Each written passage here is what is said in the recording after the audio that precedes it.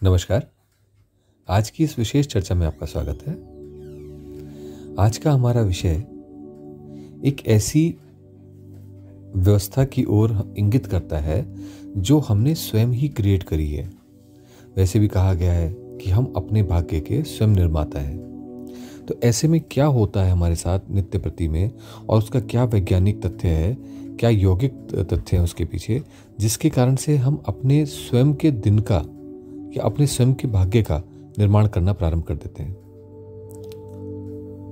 किस प्रकार से हम इसको सुधार सकते हैं, अपनी उन वृत्तियों को, अपनी उस सोच को, अपने उस व्यवहार को किस प्रकार से हम ठीक कर सकते हैं, जिसके माध्यम से जो आज हम भोग रहे हैं या जिस तरह की हम परिस्थितियों में जी रहे हैं उनको इम्प्रूव कर सकें, कैसे उसको अपने जीवन को सुंदर से सुंदर बना सकें उत्तरोत्तर। अब इसको हम समझने के लिए एक छोटे से एग्जाम्पल से प्रारंभ करते हैं।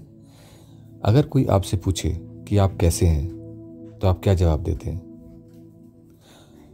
हो सकता है आपको कोई परेशानी हो, रोग हो, बीमारी हो, थकावट हो, या हो सकता है कि आप पूरी तरह प्रफुल्लित हों, लेकिन आपका जो उत्तर है वो क्या होता है? अब मान लीजिए आप बोलते हैं थोड़ा ठीक नहीं लग रहा है, थका हुआ सा हूँ, या आप कहते हैं तबीयत ठीक नहीं है, या आप कहते हैं बहुत भला चंगा, सब ईश्वर की कृपा है। तो ऐसे आपके बहुत सारे रेस्पॉन्सेज हो सकते हैं और आप सोच भी नहीं पाएंगे कि सबकॉन्शियसली ये सारे रेस्पॉन्सेज हमारे लिए एक प्रकार का प्रभाव उत्पन्न करते हैं। अब ये आपने आगे से बोल तो दिया, लेकिन इस बोलने के पीछे जो हमारी साइकी यानी मानसिक स्थिति है जो काम कर रही है, वो अगर ठीक नहीं है तो क्या होगा? जो कुछ भी आपने कहा वो उस ऊर्जा से जो सबकॉन्शियस माइंड के पास है हमारे जीवन को प्रभावित करना प्रारंभ कर देती है। अब जैसे आपने मान लीजिए कहा कि आज तबीयत ठीक नहीं है। अब जरूरी नहीं है कि आप जानते हैं कि बहुत ज़्यादा तबीयत खराब हुई है, ऐसा जरूरी नहीं, लेकिन हो सकता है कि अब आपने ये कहा है तो इसके बाद आपको थोड़ी देर में महसूस होने लगे कि आपकी तबीयत थोड़ी थोड़ी ठीक नहीं है। और अगर ऐसा आपसे 5 या 7 बार किसी लोगों ने 5-7 लोगों ने पूछ लिया और आपने हर एक को यही जवाब दिया, तो आप श्योर मानिए कि आपको 1 से 2 घंटे के अंदर अंदर ऐसा लगने लगेगा कि आपकी तबीयत थोड़ी खराब है आज। तो ऐसे में सबसे पहले जो बिंदु समझ में स्पष्ट होता है वो ये है कि कभी भी आप जो बोलते हैं उसका प्रभाव अपने ऊपर भी पड़ता है। तो इसका अर्थ ये हुआ कि वो जो चॉइसेस हैं आपकी जो बोलने की, वो चॉइस को अगर आपने सही से एक्सरसाइज नहीं किया तो किसी भी प्रकार से आप उसको, दूसरे को छोड़िए, स्वयं को भी प्रभावित करने लगते हैं और अपने लिए एक मकड़ जाल सा नेगेटिव ऊर्जा का जाल बुन लेते हैं और फिर उसी जाल में अपने आप ही उलझ जाते हैं।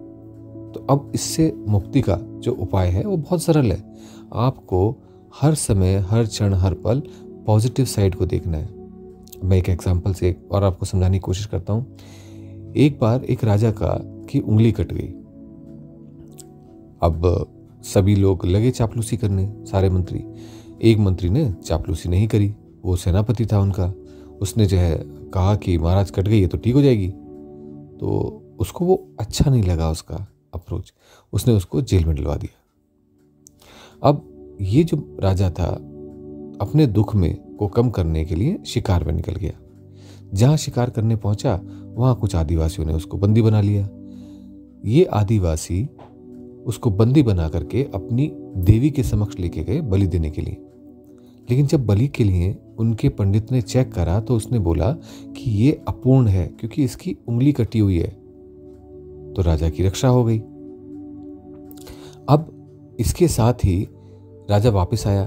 जब वापस आया तो उसको ध्यान आया कि उस सेनापति से पूछे कि क्या हुआ था, क्यों तूने कहा कि ठीक हो जाएगी और सब ठीक हुआ है। तो उसने उस सेनापति को जेल से निकलवाया और अपने पास बुलाया। तो राजा ने पूछा उससे, सेनापति से, कि क्या हुआ, क्यों तुमने कहा कि सब ठीक हुआ है। तो उसने कहा कि देखिए राजन, अगर आपकी उस दिन उंगली ना कटती तो आज आप बलि बन चुके होते। इसलिए जो होता है वो अच्छे के लिए होता है, इसलिए मैंने कहा था कि वो अच्छा ही हुआ। लेकिन राजा ने कहा कि ठीक है, मेरे लिए अच्छा हुआ, तुम्हारे लिए कैसे हुआ?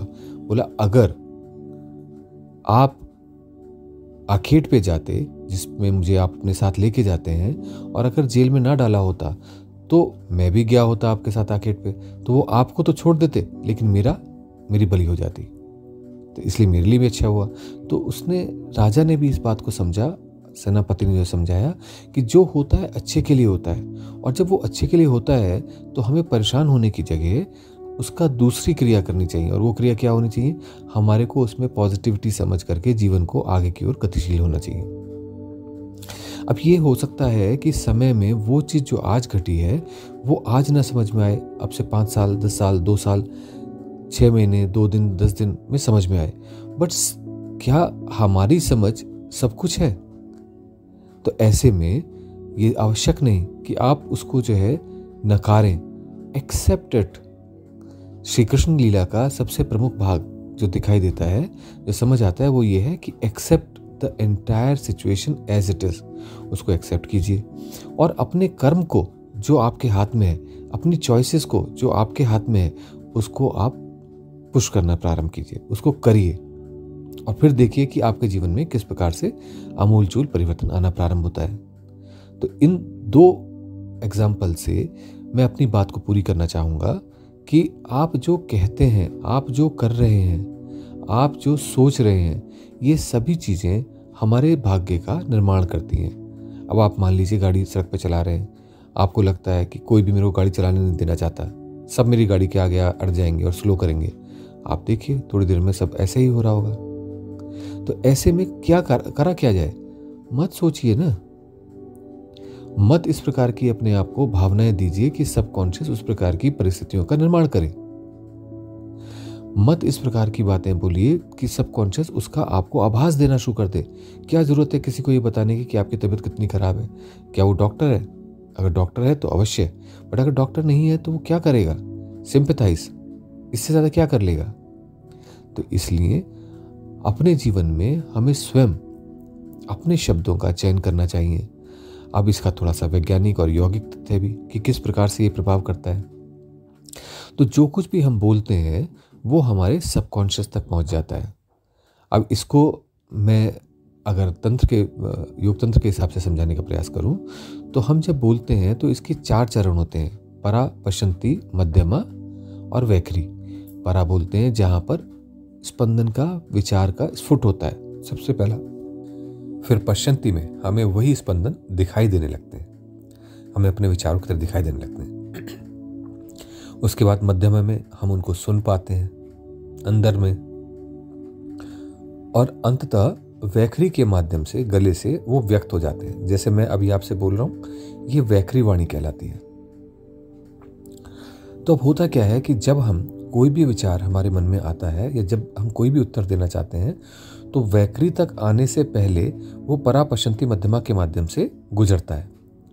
तो वो जो विचार आपने उसके सामने रखा, अभिव्यक्त किया, वो इन ऊर्जा के स्तरों पर होता हुआ बाहर निकला, और जब वो इन ऊर्जा के स्तरों पर गया तो क्या हुआ? वहाँ जो जो संभावनाएं थीं, जैसे पश्यंती, अब पश्यंती में क्या होता है? अग्नि तत्व प्रखर है, और वहाँ पर हमें उसकी आकृतियाँ, उसके दर्शन होते हैं, दृश्यमान होता है। तो वो जो विचार था हमें वहाँ दिखाई दिया, और दिखाई देने का अर्थ क्या हुआ कि वो ऑलमोस्ट हो गया ना। आप माने या ना माने, बट जो आपको दिखाई दे रहा है आप उसी को मानते हैं ना कि वो हो रहा है। तो आपकी क्योंकि अंतर्दृष्टि नहीं है आज, तो इसलिए आप उस चीज को नहीं देख पा रहे, बट क्या इसका अर्थ वो नहीं है? वो तो है। तो है, इसलिए वो जो प्रभाव है इन सभी ऊर्जाओं का मिलकर के परा, पश्यंती, मध्यमा का और वैखरी के माध्यम से व्यक्त होने पर ऑटोमेटिकली आपकी गहराई में कहीं ना कहीं वो realignment of energy, readjustment of energy होना शुरू हो जाता है कि तबीयत खराब है। तो अब इसके लिए जिम्मेदार कौन? क्या आप किसी और को बोल सकते हैं कि आपने कहा था इसलिए मेरी तबीयत खराब है, और डॉक्टर ने ठीक नहीं करा इसलिए मेरी तबीयत खराब है? तबीयत खराब है, that is a hard fact, but आप जो बोल रहे हैं, चॉइस ऑफ वर्ड्स यूज कर रहे हैं, वो ऊर्जा के स्पंदनों को रीअलाइन कर रहे हैं, रीएडजस्ट कर रहे हैं। तो क्या ये आवश्यक नहीं कि आप एक ऐसी पॉजिटिव ऊर्जा का भी निर्माण करें जो इस रोग से प्रतिरोधक क्षमता को आपकी बढ़ाए, जूझे? तो इसलिए ये आवश्यक है कि ऐसे में आप ये बोले कि सब कुछ ईश्वर की कृपा से बहुत अच्छा है, बहुत अच्छा चल रहा है, आप लोग हैं, बहुत आनंद आ रहा है, जीवन बहुत सुंदर है।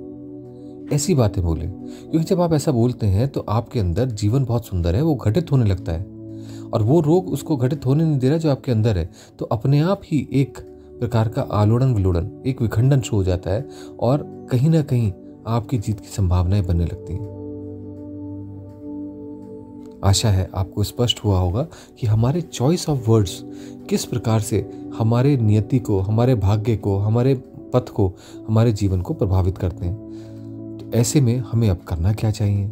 ऐसे में हमें हर समय कॉन्शियसली बोलने की प्रयास करना चाहिए। वैसे भी कहा गया है पहले सोचो फिर बोलो, बट यहाँ पर मैं कहना चाहूँगा सोचने से ज़्यादा पहले होश में अनुभव करो और फिर रिप्लाई करो। क्या रिप्लाई करना चाहिए, क्या होना चाहिए, उचित मात्रा में कम से कम शब्दों का उपयोग करते हुए और प्रसन्नता के साथ उस अपनी अभिव्यक्ति को स्पष्ट कर दो। क्योंकि वैखरी से जब वो स्पष्ट हो रहा है तो ऑटोमेटिकली नीचे की ऊर्जा के स्तरों पर वो हमारे अंदर परिवर्तन लाता जा रहा है। अब जितना ये होगा उतना ही आपके अंदर परिवर्तन आएगा।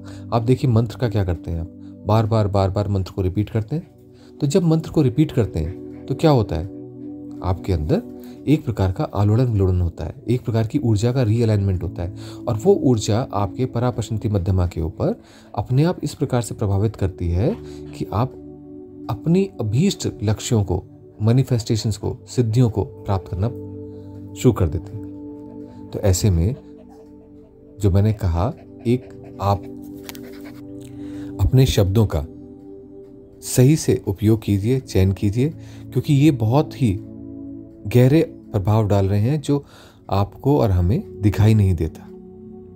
दूसरा, सोहम का अभ्यास कीजिए, क्योंकि सोहम वो ध्वनि है जो अंततः, अब आप सोच के देखिए कि हम स, मैं वही हूं जो वो है, स अहम सोहम। तो ऐसे में क्या ये आवश्यक नहीं है कि मैं उसी को बार बार रिपीट कर रहा हूं जो स्वतः हो रहा है मेरे अंदर, और उसके माध्यम से ऊर्जाएं उसी प्रकार से संगठित हो रही हैं जो मेरे उस अर्थ को क्रिएट कर रही हैं जो सोहम के माध्यम से अल्टीमेटली अचीव होता है। तो इसलिए अपने शब्दों पर ध्यान रखिए, जितना आवश्यकता है, जैसी आवश्यकता है, कोशिश कीजिए कि आनंद और रस और प्रेम से भरे हुए शब्द बोलिए। हर परिस्थिति में करुणामय हृदय के साथ में इसको अभिव्यक्ति को यूज कीजिए, और साथ ही साथ सोहम का अभ्यास कीजिए। आज के लिए इतना ही। नमस्कार।